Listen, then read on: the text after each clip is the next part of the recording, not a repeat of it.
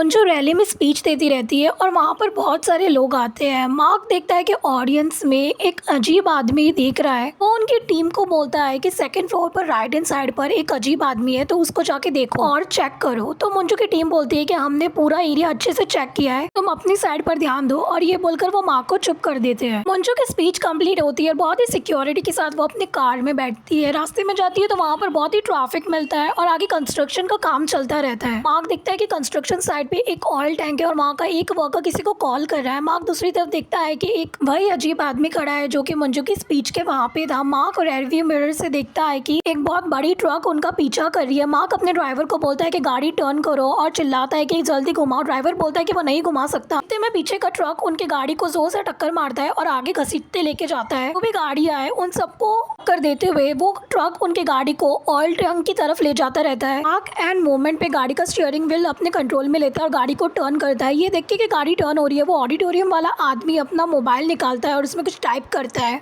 इतने में वहाँ पर बहुत ही जोर से ब्लास्ट होता है और सारी गाड़ी उसमें जल जाती है। लेकिन मार्क एंड मोमेंट पे बाल बाल अपनी कार को बचा लेता है।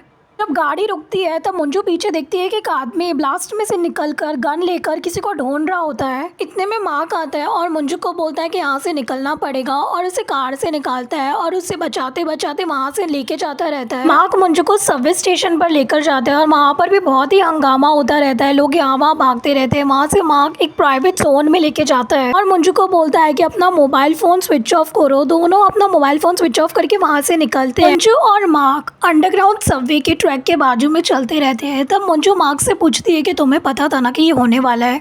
तो मार्क बोलता है कि मुझे डाउट था और मंजू को सारी बातें बताता है उसकी रैली की, वो अजीब आदमी की, और बोलता है कि जो रैली में आदमी था उसके गले पे एक टैटू था। वो सेम टैटू वो कंस्ट्रक्शन वर्कर के गले पे भी था। ये टैटू स्पेशल है क्योंकि इस टैटू का नाम है कुकरी टैटू, जो नेपाली स्पेशल सोल्जर के गले पे होती है।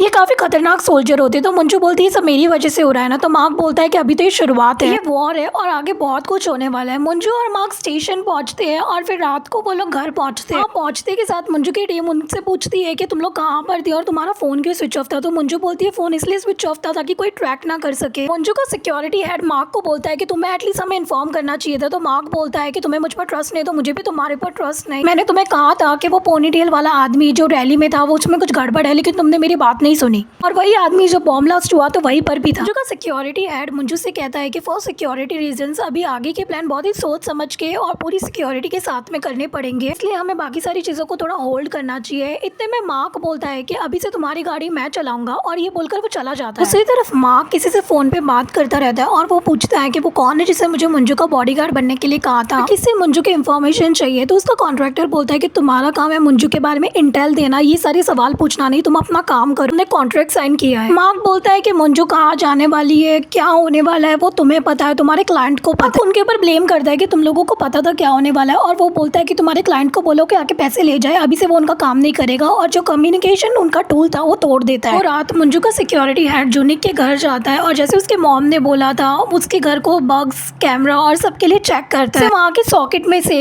एक रिकॉर्डर भी मिलता है। सिक्योरिटी हेड मंजू की सास को सारे रिकॉर्डर और कैमरे जाके देता है और कहता है ये सारे जूनिक के ऑफिस बेडरूम में लगी हुई थी, ये इसका मतलब ये कोई घर का आदमी कर रहा था। तो बाद में वो बोलता है कि जूनिक के भाई के कंप्यूटर में सारी रिकॉर्डिंग्स मिली। तो मंजू की सास बहुत शॉक हो जाती है और बाद में बोलती है कि मैंने बचपन से लेके बड़े होते हुए उसको प्यार नहीं दिया, लेकिन ये नहीं सोचा था कि वो इस कदर तक उतर जाएगा। तो वो सिक्योरिटी हेड बोलता है लेकिन एक चीज और क्लियर हो गई कि जूनिक कोई स्पाई नहीं था नॉर्थ कोरिया का। मंजू की सास बोलती है कि एक और चीज बहुत वियर्ड है कि उसका बेटा मर गया, उसे मरते हुए सारी की सारी प्रॉपर्टी अपने बीवी के नाम पे कर दी। ये चीज सोचते के साथ उसका खून खौलता है। तुम्हें क्या लगता है ये कोई वियर्ड बात नहीं है? तो बाद में वो बोलता है कि आपको लगता है कि मंजू ने किया? तो बाद में बोलती है तुम समझदार हो। वो एक रोलेक्स एक्सपेंसिव वॉच निकालती है और उसके हाथ पे बांधती है और बोलती है कि सबसे ज्यादा होशियार आदमी वो है जिसको पता है कि उसे क्या करना चाहिए। इन शॉर्ट वो उसे ब्राइब करती है मंजू के ऊपर नजर रखने के लिए।